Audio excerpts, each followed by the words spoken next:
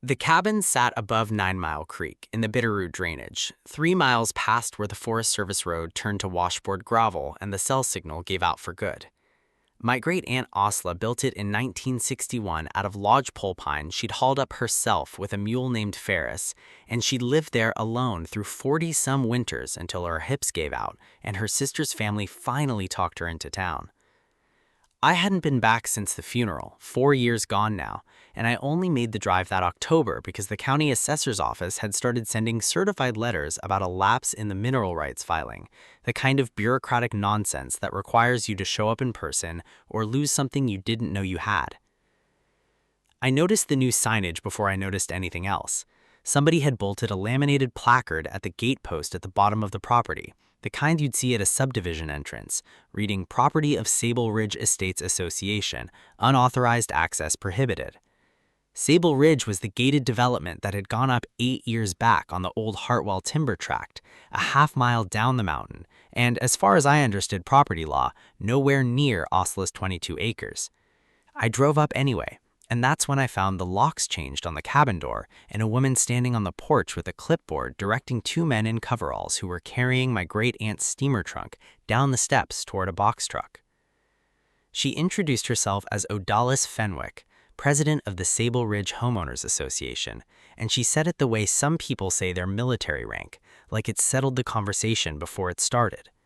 She told me the parcel had been misfiled in a 1970s county resurvey and was, by her association's records, unclaimed inholding land that had reverted to Sable Ridge's common area. She had paperwork. She had, she said, a board resolution passed unanimously in September authorizing reclamation and remediation of derelict structures within the association's mapped boundary. I told her I had a deed with Osla's weed notarized on it going back 60 years, and she looked at me like I'd handed her a grocery list. What struck me wasn't her confidence, it was how specific her crew's movements were. They weren't hauling out furniture to the dump, they were cataloging. One of the men had a clipboard of his own, photographing items before they went in the truck, boxing up a filing cabinet from the back room I didn't even remember Osla owning. When I asked what the inventory was for, Fenwick said something about liability documentation, association protocol, insurance requirements for structures being decommissioned. It sounded rehearsed. It sounded like something she'd said before, to other people, about other cabins. I spent that night in my truck at the trailhead pullout because she wouldn't let me back inside pending resolution, and I used the last bar of signal I could find to call a woman named Priya Okonkwo Paired, a title researcher I'd worked with years earlier on an unrelated property dispute for my mother's estate. She pulled the county's actual survey records by morning. There was no resurvey in the 1970s. There was no reversion. Sable Ridge's plot map, filed in 2016, showed Osla's 22 acres as a clearly marked private inholding, hatched out and labeled, sitting entirely outside the association's boundary. Fenwick's board resolution cited a parcel number that didn't exist in any county database. It was, as far as anyone could tell, invented from nothing.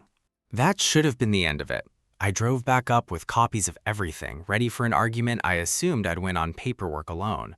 But when I got there, the box truck was gone, and so was Fenwick, and so were 3 more crates from what had been Osla's root cellar, a section of the cabin I hadn't even opened yet, accessible through a trapdoor under the kitchen floorboards that I only found because one of the workers had left it standing open. Inside, tucked into a converted cold storage room, were dozens of ledgers, a shortwave radio older than me, and file boxes labeled by year going back to 1994. My great-aunt, it turned out, had not spent her later decades simply chopping wood and canning huckleberries. She had spent them watching the ridge. The ledgers were logs, vehicle plates, dates, times, descriptions of trucks moving along an old logging spur that cut through the back of her property and connected, eventually, to a Forest Service road used almost exclusively by hunters, hikers, and, according to the most recent entries, a pattern of unmarked trailers making runs at odd hours during elk season. I didn't understand what I was looking at until I found a business card tucked into the most recent ledger dated 11 months before she died, from a Fish and Wildlife Special Agent named Thaddeus Okafor Lindquist. Osla hadn't just lived on that mountain, she'd been an informant, quietly documenting a poaching and trafficking corridor that ran antlers, hides, and, in a few chilling entries, live raptors down through the drainage to a broker somewhere in Missoula. None of which explained why Fenwick wanted the cabin so badly until I found the pattern in the county records Priya sent over that same afternoon. Sable Ridge Estates Association, under Fenwick's presidency, had issued 3 prior reclamation actions against remote inholdings along that same ridge corridor over the past 6 years.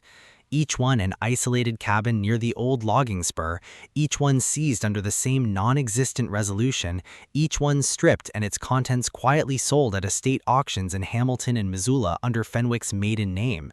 She wasn't running a homeowners association, she was running a salvage operation dressed up as one, working her way down a mountain corridor that, unbeknownst to her, federal investigators had been watching for the better part of a decade. I called Agent Okafor Lindquist directly, using the number on the card, expecting a callback in a week if I was lucky. He answered in 4 rings and said my great-aunt's name like he'd been waiting 11 months to hear someone else say it. He told me not to move anything else in that cellar. He told me, in a tone that had gone very flat and very careful, that a woman matching Fenwick's description driving a truck registered to Sable Ridge Estates had been photographed 3 days ago at a storage unit in Stevensville that his task force had already been surveilling for unrelated reasons entirely. A unit, it turned out, being used as a transfer point by the very trafficking operation Osla had spent a decade documenting. Fenwick's salvage business had apparently, without her ever quite realizing it, started buying and reselling items that passed through that same storage unit, laundering stolen wildlife parts through her estate sale fronts alongside the furniture she stripped from cabins like mine. She came back up the mountain 4 days later, this time with a locksmith and a flatbed for what remained of the root cellar's contents, clearly under the impression the dispute was still a paperwork problem she could out-stubborn. I was on the porch when the convoy arrived. 2 unmarked SUVs first, then a tactical van, then, cresting the last switchback in a low grumble of tires on gravel, the SWAT unit itself, moving with the unhurried certainty of people executing a warrant they'd been building for months.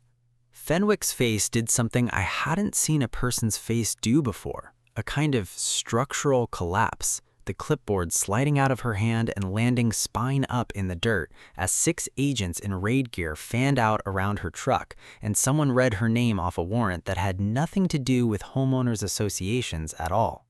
She wasn't arrested that afternoon for trespassing, or fraud, or forging a board resolution, though all 3 would come later, filed by the county on Priya's advice once the criminal case gave everyone cover to move. She was detained because the flatbed she'd driven up the mountain was carrying, in the crates she hadn't finished cataloging, 2 mounted bighorn sheep heads and a crate of raptor talons that Fish and Wildlife had been tracing through 3 states, and because her own storage unit records placed her at the center of a laundering chain she'd apparently never bothered to ask questions about so long as the money cleared. Sable Ridge Estates dissolved its board within the month, its remaining officers scrambling to distance themselves from a president now facing federal charges that made the phrase unauthorized access look almost quaint. The cabin is mine again, root cellar sealed for evidence collection until the case closes, though Agent Okafor Lindquist told me last week that Osla's ledgers will likely put away people Fenwick never even knew she was working for, which is, I think, exactly the ending my great-aunt would have wanted, watching from that ridge long after she stopped being able to watch it herself.